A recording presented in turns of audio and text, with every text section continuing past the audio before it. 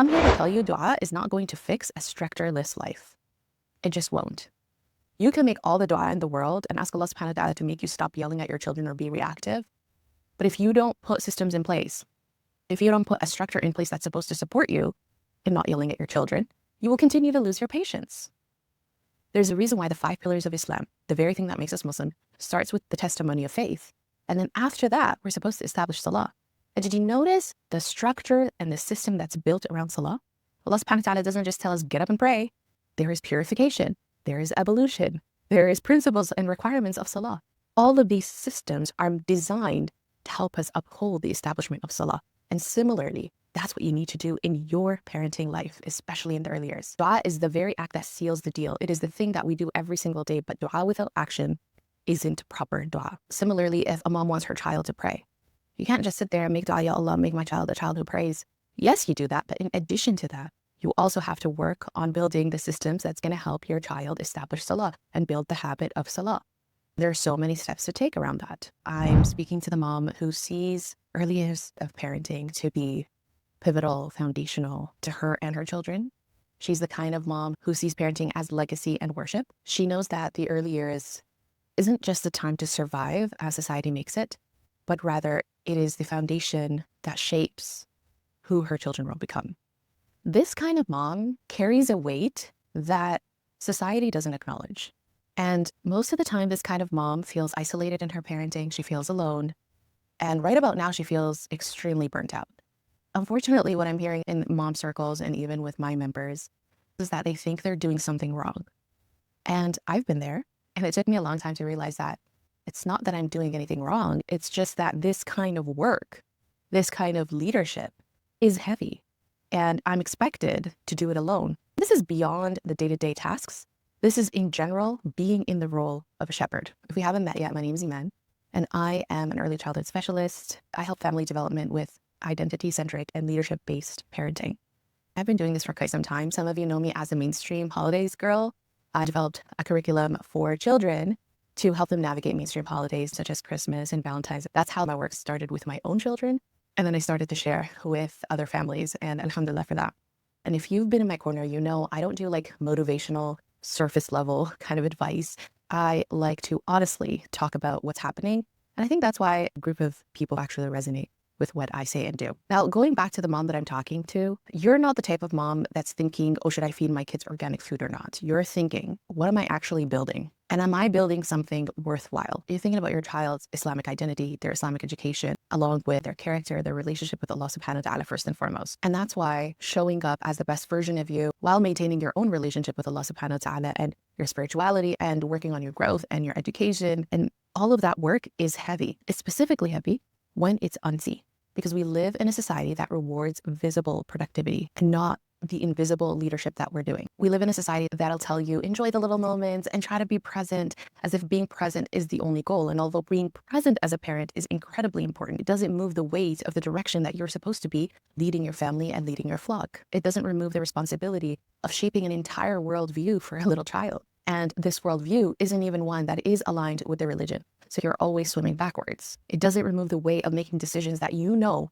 will echo into your child's adulthood. If you're feeling that weight, I just want to reassure you and let you know that you're not doing anything wrong per se, but you are carrying a weight of work that actually matters because you are willing to do work that most people aren't willing to do. And no one prepares you for how incredibly difficult and heavy this work can be. Now I want to talk about what usually keeps us stuck in this survival mode. The question is, does it always have to be that way? Is this how our motherhood and parenthood journey is going to look like? I don't think so. I don't think it has to look like that. And most of the time, what keeps us stuck in this heavy weight, in this overwhelm, in this isolation is this idea that we're supposed to do it alone and we're supposed to figure it out all by ourselves. Isn't that what everyone tells you about parenting? Like, oh, you'll figure it out as you go. Somehow, if you can't figure it out on your own, there's clearly something wrong with you, and that's a myth. Strength is knowing when the system or the values you're operating from isn't working, that it's not supporting the kind of work that you want to do. Strength is knowing when to ask for help and how to ask for help.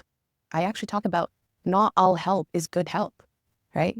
We also have to be so picky about the kind of help that we choose to receive. And unfortunately, when we come to this realization, and let's say we do look for the support or the systems from our families or community, we're told to be patient and make dua. And when that happens, moms start to look inward and they start to think that clearly something is wrong with my spirituality and my iman is down, or it's not strong enough. They think maybe I just need to trust Allah subhanahu wa ta'ala more. And if they did, they would feel this way. Then all of this self-blame starts to happen, when in reality, nobody's naming what you're actually going through. Through the self-blame, you stop acknowledging the fact that you are actually carrying too much, and that you're carrying what you're not meant to carry for a long period of time.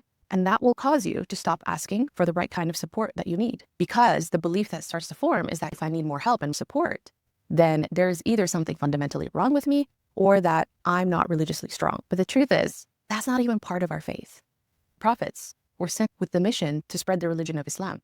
Although they were assigned to accomplish this mission, they didn't do it alone. They sought support systems because they understood the mission was heavy and they couldn't do it alone. They needed believers to support them and be their pillars. The question is, why do we expect Muslim mothers who are shaping generations to do this work alone? And how did we convince them that if they can't do it alone, something is wrong with them? Having iman and trust does not eliminate the need for support. It's supposed to give you clarity to know the kind of strength and the kind of support that you should be seeking. It gives you an understanding to know what to ask for. And if all these years you thought motherhood and strength looked a certain way and you've been carrying it all quietly, I want to let you know that isn't what strength is. All that was doing was cultivating your own isolation. And any form of isolation will drain the most capable woman. If you are the type of mother who sees her work as legacy and worship, there has to be a structure in place. There has to be systems that you cultivate to uphold you. You have to be very clear about the values that you operate from. If you don't have that, and all you think the solution is, or as you're being told, to just dua it up, I'm here to tell you dua is not going to fix a structureless life. It just won't. You can make all the dua in the world and ask Allah subhanahu wa ta'ala to make you stop yelling at your children or be reactive. But if you don't put systems in place, if you don't put a structure in place that's supposed to support you in not yelling at your children, you will continue to lose your patience. There's a reason why the 5 pillars of Islam, the very thing that makes us Muslim, starts with the testimony of faith. And then after that, we're supposed to establish salah. And did you notice the structure and the system that's built around salah? Allah subhanahu wa ta'ala doesn't just tell us, get up and pray. There is purification, there is evolution, there is principles and requirements of salah. All of these systems are designed to help us uphold the establishment of salah. And similarly, that's what you need to do in your parenting life, especially in the early years. And as you're doing that, you continuously make dua. Dua is the very act that seals the deal. It is the thing that we do every single day, but dua without action isn't proper dua. Similarly, if a mom wants her child to pray, you can't just sit there and make dua, Ya Allah, make my child a child who prays. Yes, you do that, but in addition to that, you also have to work on building the systems that's going to help your child establish salah and build the habit of salah. There are so many steps to take around that. Once you shift your focus to building the structure in your life, you're not going to ask yourself, nothing is working, or I'm still feeling burnt out. So the feeling of stuckness actually comes from this notion that we make dua without proper structure and support in place to make that dua actionable. And sometimes that's the very thing that makes parenting and motherhood so difficult and heavy. So ultimately, what I want you to pay attention to is that if you are feeling overwhelmed and burnt out and isolated, and you acknowledge that it's because you care and you're building something worthwhile, but you're thinking that you can figure it out on your own without support, this is where your stuckness is born, and that feeling of burnt out and feeling of overwhelm. And that's why the first thing you want to say is, you know what? I can't do this alone, because you're stepping into your role as a leader. And leaders don't lead on their own. I'm going to end this video with just reminding you that you're not supposed to be doing this alone. This work is heavy. If nobody told you that, it's hard, but not in the way that social media portrays it.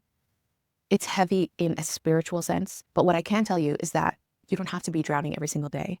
You're not supposed to. Being a martyr, self-sacrificing, self-abandoning, drowning, if you think that's what intentional motherhood is, it's not. And it doesn't have to be that way. You're definitely not supposed to feel like you're failing every single day. That's not the norm. Motherhood is not supposed to continuously deplete you as you're being told. And if that's what you're feeling right now, I just want to remind you, there's nothing wrong with you.